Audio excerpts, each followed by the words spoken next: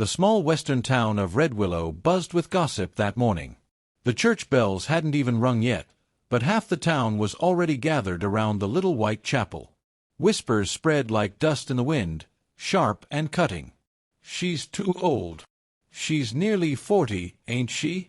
What kind of man would marry a woman that age?" Inside, Clara Mayfield stood before the mirror in the church's back room, her trembling hands clutching a wilted bouquet of wildflowers.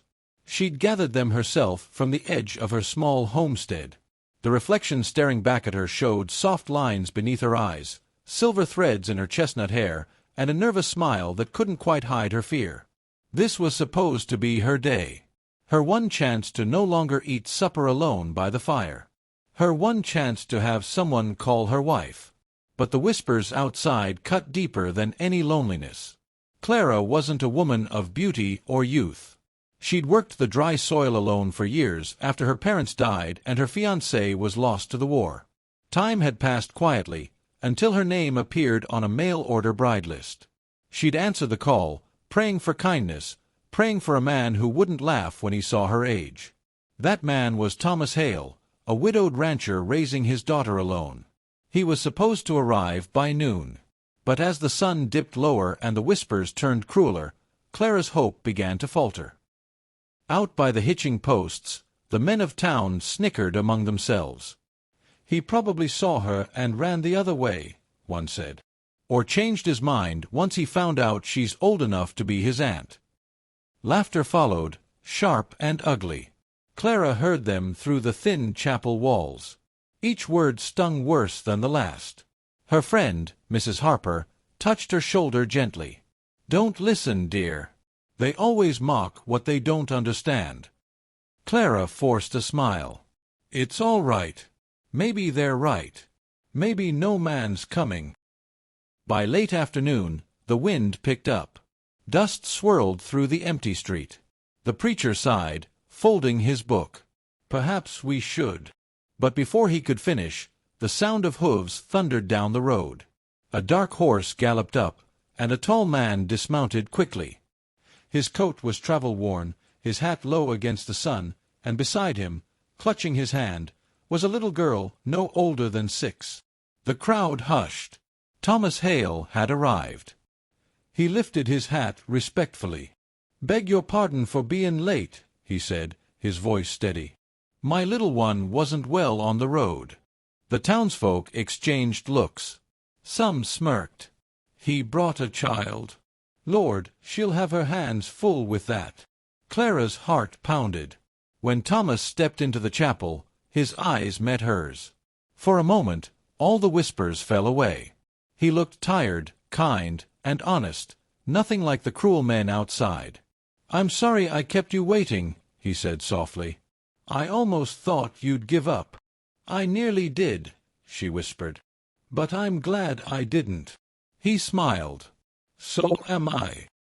The ceremony was small, quiet, and awkward. No music, no flowers but the ones Clara held. The preacher's voice trembled as he spoke over the mutters outside. When he finally said, "You may kiss the bride," Thomas only bowed his head respectfully, too shy to touch her before so many watching eyes. But Clara didn't mind.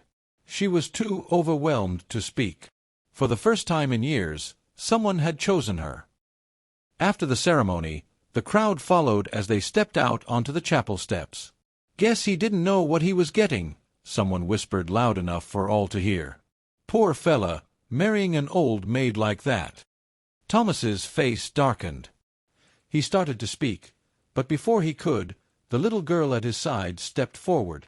She looked up at Clara with wide, bright eyes, her small hand reaching out.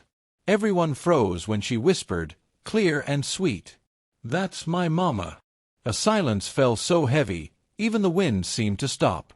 Clara knelt, eyes shining. "What did you say, sweetheart?" The little girl, Annie, smiled shyly. "Papa said I might have a new mama, and I think you're her." The churchyard went still. Every mocking face, every smirk faded into shame. Clara's throat tightened. She reached out and hugged Annie close. "Oh, my darling," she said softly, "I'd be proud to be." Thomas knelt beside them, his voice rough. "Annie lost her mother 2 years ago.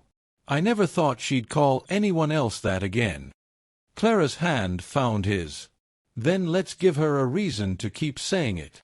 For a long moment, the three of them stayed like that, the weary rancher, the aging bride, and the child who'd mended them both with one word.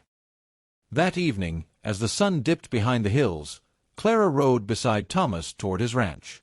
The wagon wheels creaked over the dry path, and Annie sat between them, humming softly. Thomas glanced at Clara, hesitant. "You didn't deserve what they said back there." "I've heard worse," she said quietly. "A woman alone in this world learns to stop listening." He shook his head. "Still, you handled it braver than most men I know." Clara smiled faintly. "I wasn't brave.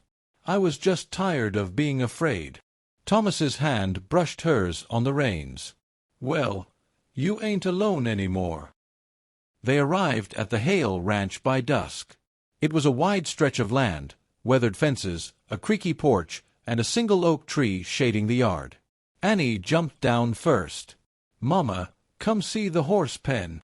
The word hit Clara's heart like sunlight breaking through storm clouds. "Mama." Thomas watched her as she followed the girl toward the stables. The way she knelt to brush Annie's hair back, the soft laugh that escaped her lips, it filled the yard with a warmth he hadn't felt in years. He realized then what kind of woman he'd married. Not a young beauty, but someone whose heart had outlasted loneliness, whose strength was quiet and real. Later, as stars shimmered over the plains, Clara stood on the porch. The day's dust still clung to her dress, but her heart felt light. Thomas came out, wiping his hands. "Annie's asleep," he said. "Didn't take her long." "She's a sweet child," Clara replied. "She deserves a home full of peace." He nodded slowly. "And she'll have it, if you'll help me build it." Clara looked up, unsure. "Are you sure you want this, Thomas?" "Me? I'm not young, and I can't promise." He stopped her with a small shake of his head. "I didn't send for youth, Clara. I sent for kindness. For someone who'd understand what it means to stay when things get hard." Her eyes glistened. "And do you think I can be that?" "I reckon you already are," he said softly. Inside, Annie stirred in her sleep, murmuring the word, "Mama." Outside, the wind carried laughter, Clara's, quiet and full of hope, across the open plains. And though the town of Redwillow would whisper again come morning, none of it mattered. Because on that night, beneath the soft glow of starlight, 3 lonely souls became a family. And the old bride who'd once been mocked found something the young and pretty never could. A love that saw her heart first.